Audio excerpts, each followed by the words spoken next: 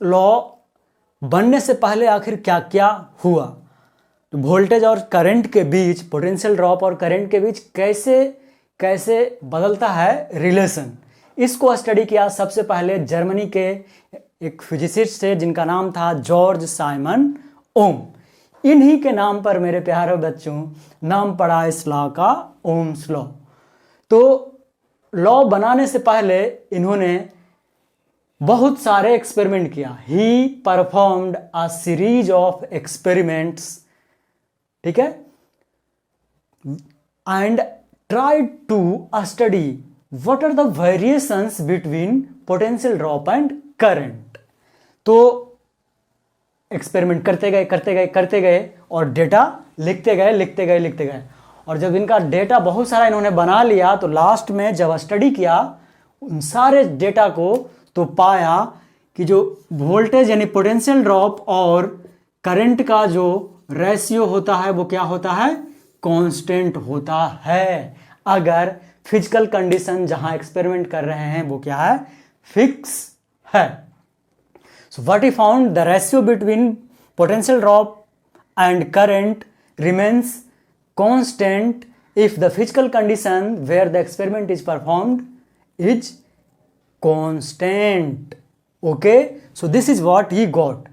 अब ये इन्हें पता लगने के बाद he made a statement.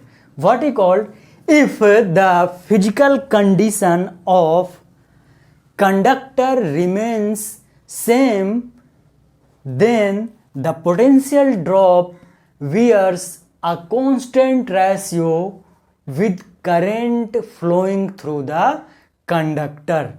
This is what the original statement was. Okay, तो स्टेटमेंट क्या था उसे मैं लिख रहा हूं। ये सारे स्टेटमेंट को आपको स्टैंडर्ड बुक्स में मिलेगा। You will get this statement in book like Arihant, in what we call that Pearson. So I am taking a reference NCERT and Pearson. Okay guys, so let's write it his statement. What he told, if the physical state of the conductor remains same, then the potential drop across terminals of conductor bears a constant ratio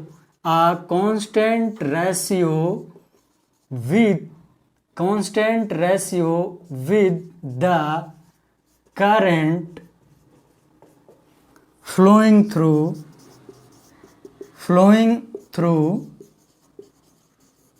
it किसके लिए आया है, conductor के लिए। So this is what he told in his real statement and what we have made. हम लोगों आप लोग बुक में भी मिल जाएगा, क्या मिल जाएगा, जो नॉर्मल स्टेटमेंट मिलेगा ये है स्टेटमेंट जो कि आपको पियर्सन में मिल जाएगा, अरिहंत में मिल जाएगा, ठीक है। नॉर्मली जो बुक फॉलो करिएगा उसमें मिलेगा द वोल्टेज या potential drop is directly proportional to the current flowing through the conductor। बस आपको यही मिलेगा, ठीक है। So that's why I am telling we will get one of the best explanation ever. कहीं भी पढ़े हुए आप एकदम बेस्ट एक्सप्लेनेशन आपको मिलने वाला है। So this was the actual statement he made, ठीक है। इस स्टेटमेंट में आप लोगों को कोई परेशानी है, ठीक है, कोई परेशानी होनी नहीं चाहिए, नहीं ना है तो इसे उतारिए, ठीक है, या तो स्क्रीनशॉट लीजिए, उसको लिख लीजिएगा। तो ये रहा ओम्स लॉ, ठीक है। अब आते हैं इसके मैथमेटिकल फॉर्म में। तो ठीक है मेरे प्यारे बच्चों, अब आते हैं मैथमेटिकल फॉर्म में, ठीक है,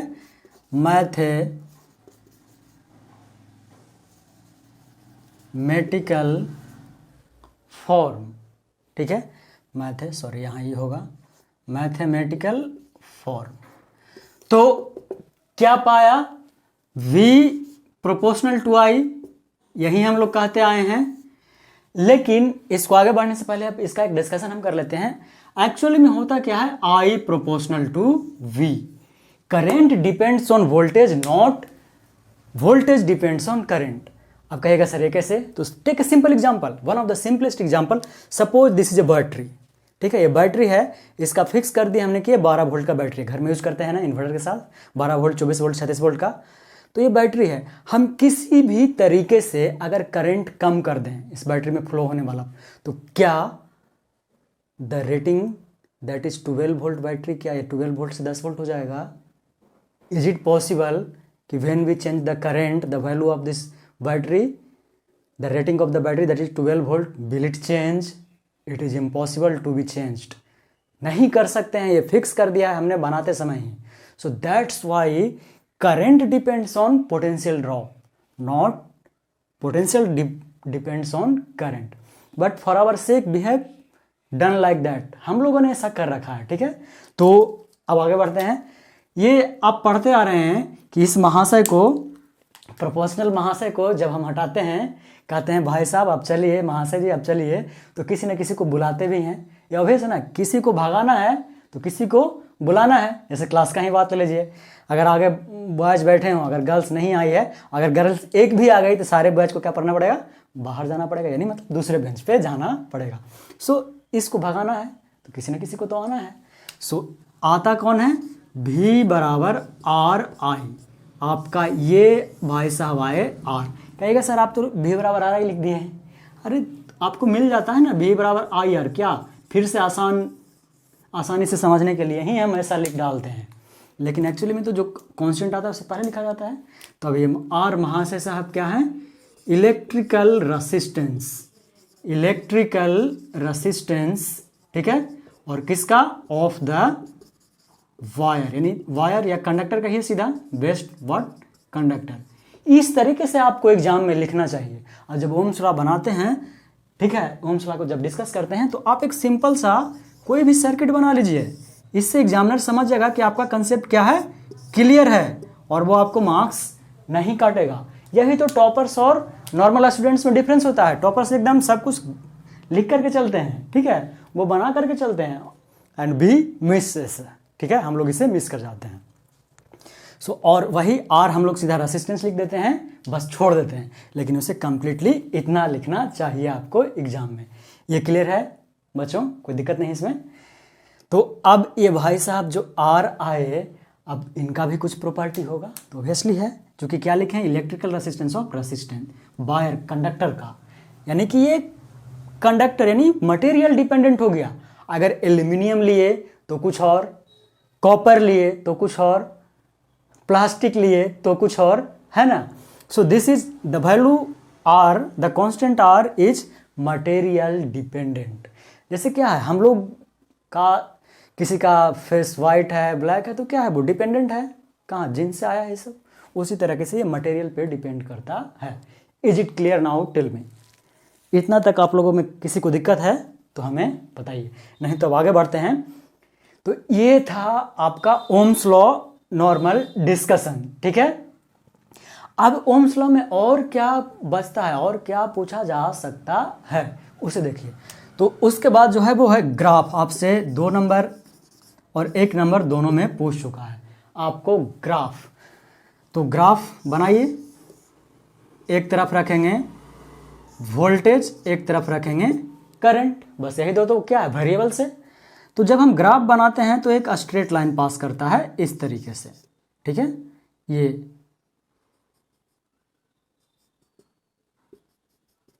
इस तरह दिखा सकते हैं, या तो सिर्फ स्ट्रेट लाइन ही हम दिखा के छोड़ सकते हैं।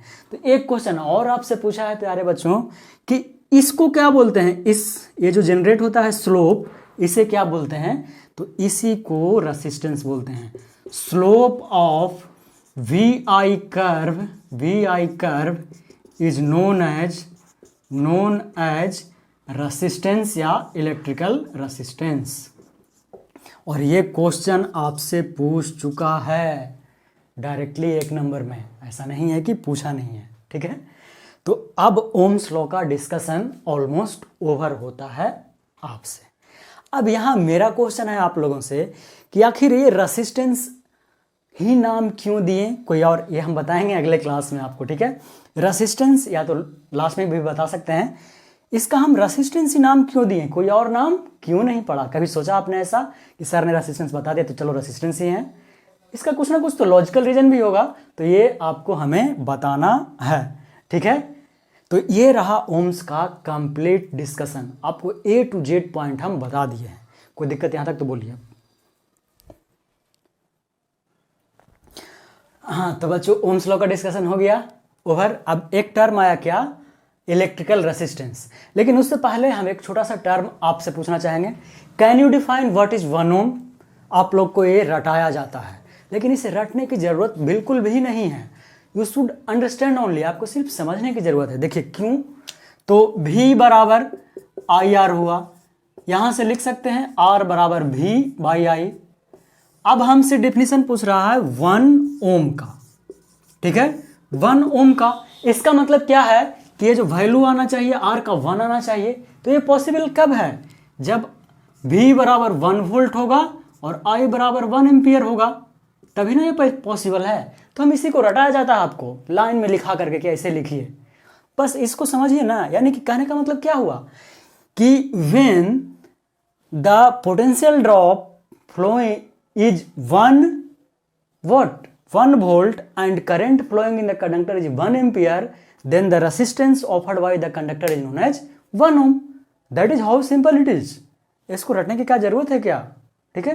सो we can simply define 1 ohm, define कर सकते हैं आप, कोई दिक्कत इसमें, ठीक है। कब कहा जाता है, सुनिएगा इसको, ये लिख दे रहे हैं, the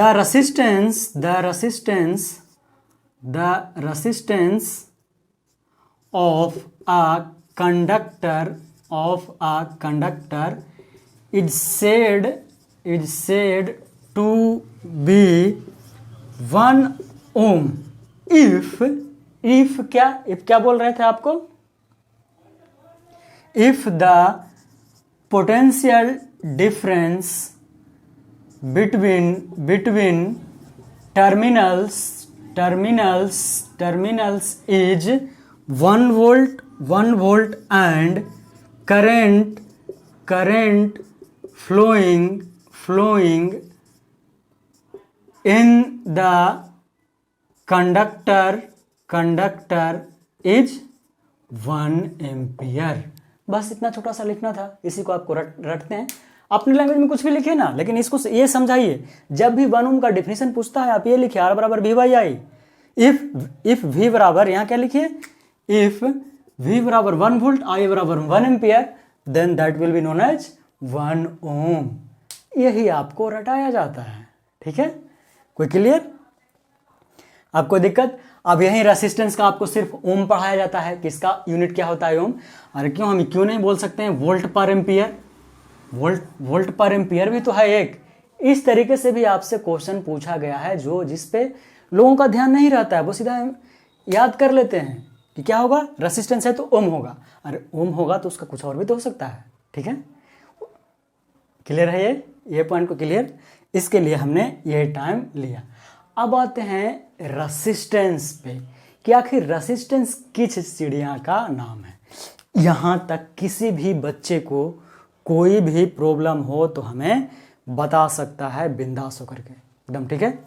I am here to clear your all doubts and I promise you will never forget if you study with मी।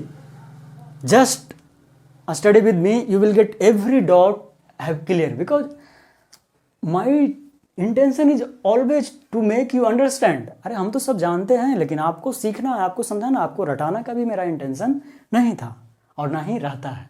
तो ठीक है, ये हो गया 1 ओम का। अब आते हैं रेसिस्टेंस पे।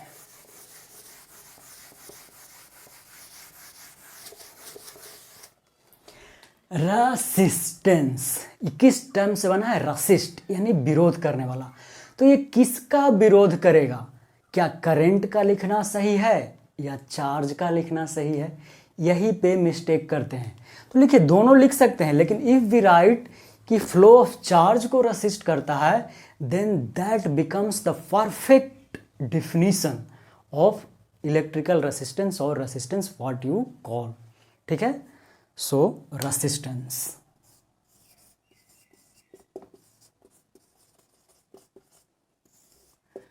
तो इतना देर से आपको बताते आ रहे हैं कि रेसिस्टेंस क्या है।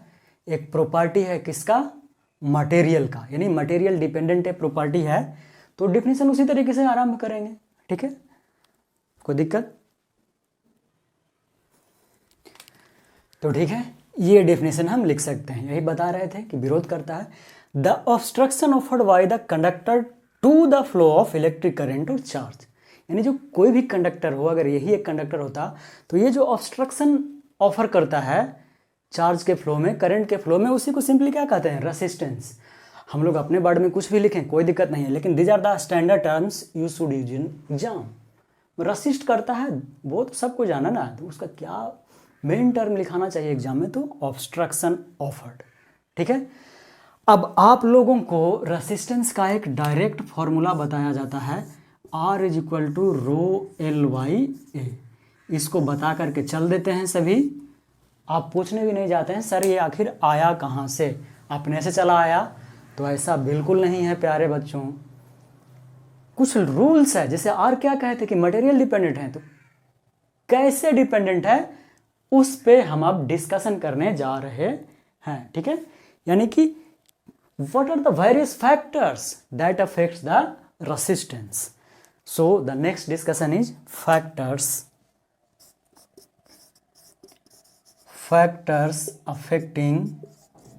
affecting resistance.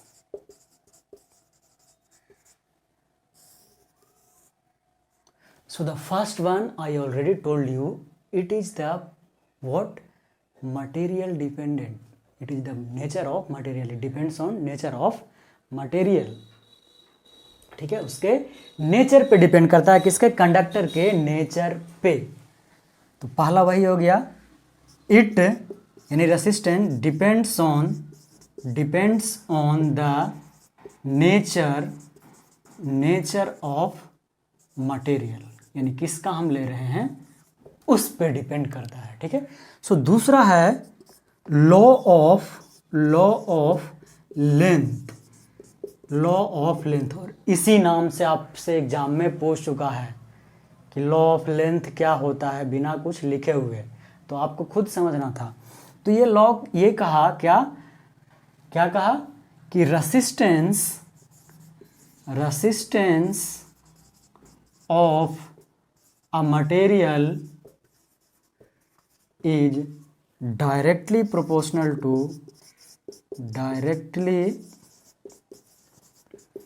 Proportional to the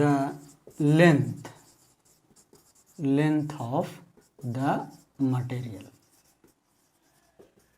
हम लोग ऐसे ही लिख देते हैं R प्रोपोर्शनल टू L, लेकिन इसका रीजन है। ठीक है, तो ये है आपका स्टेटमेंट। इस स्टेटमेंट में कोई दिक्कत? सभी को दिख भी रहा है? हाँ, दिख भी रहा है।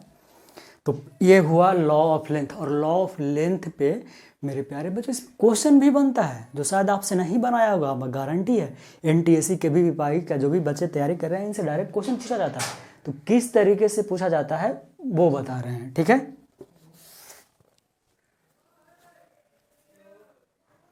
तो देखिए किस तरीके का न्यूमेरिकल बनता है आपसे इस पे, और पूछा गया है NTSC के भी में, जो कि मानते हैं if two conductors of same material, यानी कि कंडक्टर है दो गो है, मटेरियल सेम है, having length L1 and L2, अगर लेंथ उनका L1 एंड L2 है तब लॉ ऑफ लेंथ के अनुसार R1 जो होगा वो L1 के प्रोपोर्शनल होगा, एंड R2 क्या होगा? L2 के प्रोपोर्शनल होगा। ठीक है, अब इन दोनों को क्या कीजिए? डिवाइड कीजिए। तो R1 by R2 is equal to क्या आएगा? L1 by L2। क्योंकि प्रोपोर्शनलिटी कांस्टेंट है, यहाँ हम कोई भी कांस्टेंट लाएंगे, मटेरियल डिपेंडेंट है, तो वो तो क्या हो जाएगा? कैंसिल आउट हो जाएगा। तो इस पे आपको क्वेश्चन पूछ चुका है, कहा है कि find the resistance of material ठीक है, R1 if length and other material resistance is given, यानी R2 इज गिवन। तो इस तरीके से भी आपसे क्वेश्चन बनता है और लोग सीधा वो पढ़ा करके चल देते हैं, ठीक है। इसलिए कह रहे हैं आपको मैं हर चीज़ वो डिस्कस करूंगा जो एग्जाम पॉइंट ऑफ व्यू से इम्पॉर्टेंट है, सिर्फ 10th बोर्ड के लिए नहीं। KVPY का प्रिपरेशन कर रहे हो, NTSC का प्रिपरेशन कर रहे हो, यंग इंडिया फेलोशिप का प्रिपरेशन कर रहे हो, एवरीथिंग जो 10th लेवल पे होगा आपके लिए, ठीक है। ये हो गया लॉ ऑफ लेंथ। जो नेक्स्ट आता है वो आता है लॉ ऑफ एरिया। क्या? Law of area. अब इसका स्टेटमेंट हम नहीं लिख रहे हैं, आप समझिए। ये क्या कहता है कि जो रेसिस्टेंस होगा वो एरिया के क्या होगा? इन्वर्सली प्रोपोर्शनल होगा। क्या होगा? एरिया के इन्वर्सली प्रोपोर्शनल होगा।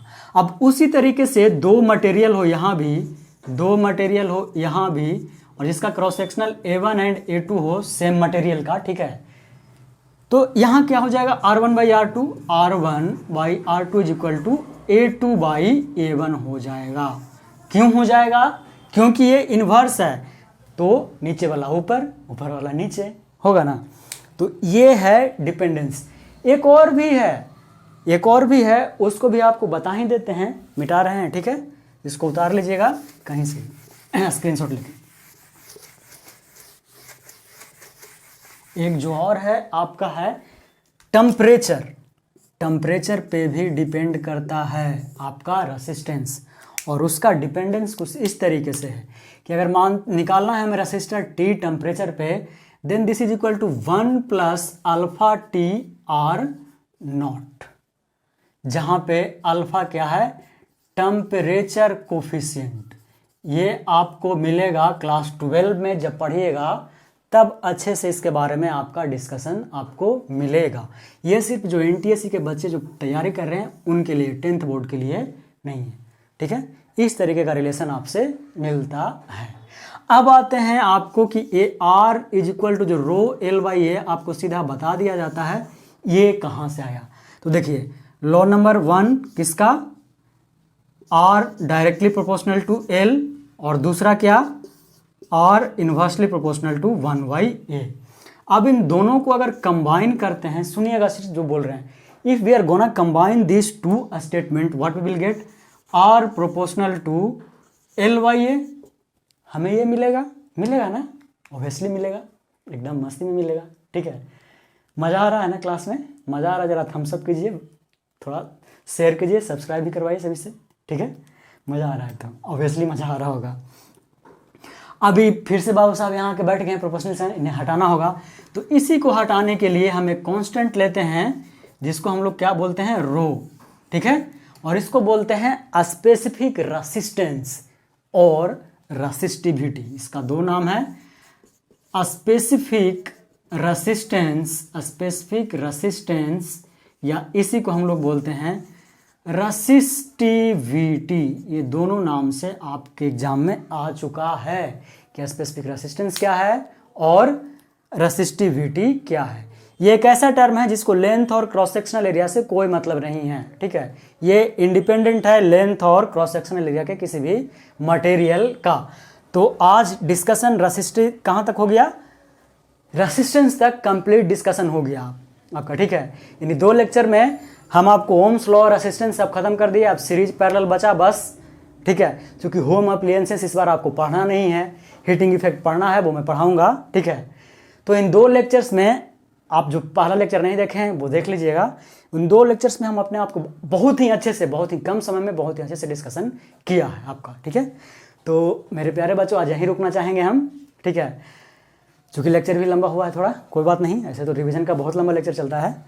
तो अगर आप लोगों को पसंद आया हो तो लाइक ज़रूर करें, शेयर ज़रूर करें और सब्सक्राइब करें। मिलते हैं अगले लेक्चर में कुछ क्वेश्चंस के साथ। प्रीवियस ईयर जो क्वेश्चन आपसे पूछे गए हैं उसको भी लेके चलेंगे, साथ में थ्योरी भी लेकर के चलेंगे, ठीक है। तो bye bye, take care, have a nice day. Jai Hind, जय भारत।